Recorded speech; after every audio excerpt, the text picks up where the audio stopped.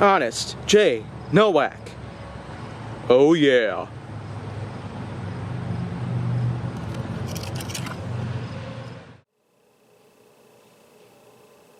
A pleasure to meet all at last, and welcome back to Flying with the Foam on HJN. And now, I suppose today is really going to allow for a lot of new creativity and a lot of new material that I will be able to have for the channel itself. And this one in particular is certainly going to be quite a big time because 660 pretty much brings us to another pretty large blaster out here. If the Revoltinator was out there, then that's one thing. But what about this one? The Rival Atlas, basically. This is a model released in 2016. And out of all Rivals blasters out there that happen to have, well, this sort of technology, this one is certainly quite, honestly, one of the largest I might have ever held. But surprisingly, it's quite lightweight. And its usage of some things out there, including pump action and, well, buckshot sort of action. The Atlas certainly does have itself a lot of unique merits that tend to bring down upon a comparison of many other blasters. But the Atlas certainly does have some of its faults though, mainly its super large size, and I can't really be sure why this nub is here when the barrel is really over here. I feel like that this hunk of plastic that just comes above is meant to be more for decoration.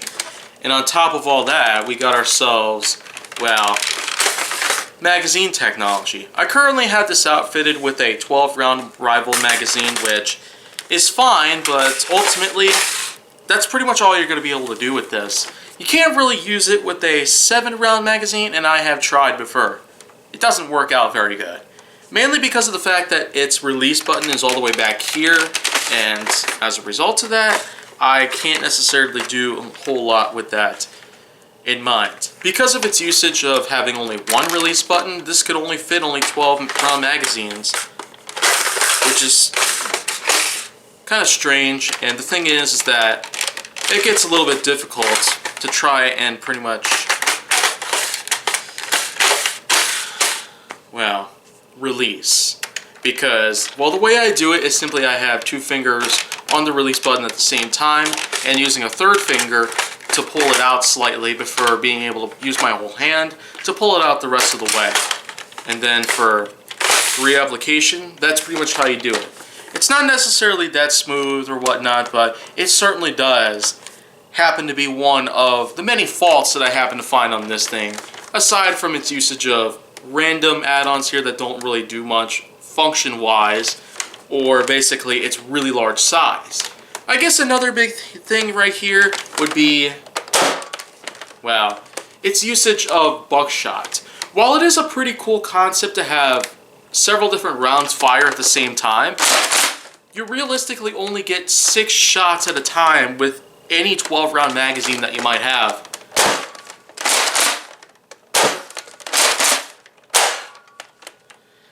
Just like that amount, pretty much, which that alone is kind of just one merit about it that I'm not really into, but you know what? I guess that's pretty much just what I have to say about that. And I've mentioned before that there were a few other things about this that I also was not really a fan of, like its really loud sound. Yeah, without a doubt. That is so loud. I mean, if you were ever in something where you were pretending to be like in some sort of stealth mission or some other sort of scenario that you make up for yourself for a Nerf war of any sorts, if you're trying to have one around, then, I mean, that is pretty loud enough because of its usage of ratcheting action to allow the pump to slide back and forth with ease. But then, of course, comes the, yeah, that right there is almost making my ears ring because it's just so loud. I mean, yeah, there's even a little bit of recoil in here. Well, if you watch this for a little bit, yeah, notice how it jerked a little bit, but that's simply what it is. I mean, it's a really loud blaster for what it is. And there might be some occasions where you're in an environment where you're required to stay quiet. Perhaps you're in someone else's house where they don't like to have a lot of noises, or maybe your grandparents or your regular parents or something, and you might have this blaster around trying to have fun, maybe in your bedroom or something else in the house. And if they hear these sounds a lot, then something could pretty much happen at some point. You might get in trouble for it, you might get this thing confiscated, or otherwise. This blaster, though, I will say, is probably not great, but it doesn't necessarily mean that it's bad. This thing certainly did try to hold off on its own, being a shotgun blaster, and its usage of buckshot, which is basically where you unleash a few different rounds at once. Nerf has in fact capitalized on the usage of multi-shots, especially with the multi-shots Madness series, if you remember from 2013 with the blasters like the Rough Cut 2x4, as it was usually called back then, and then the Diatron from the Vortex lineup. Both of these blasters came out in 2013 from two different series that were still ongoing at the time, and they both utilized buckshot related action, or action that had multiple rounds fired at once. And because this blaster came out 3 years later, it pretty much gave us a good reminder that that was a pretty big trend at the time. But they didn't really get that far during the time that that series was out. But otherwise, the Atlas may have itself some pretty unique merits, some flaws, pros and cons that don't really seem to conflict with one another very well, but I'd still consider it to be kind of average. Its really big size can sometimes be a hassle, and its usage of some really, really loud noises because of the kind of plastic build that's on the interior can kind of be destructive. But for the most part, it still is a decent blaster for what it is. And you can usually find these on eBay for some pretty cheap prices. And I mean pretty cheap. I picked up mine from a user for only 12 bucks.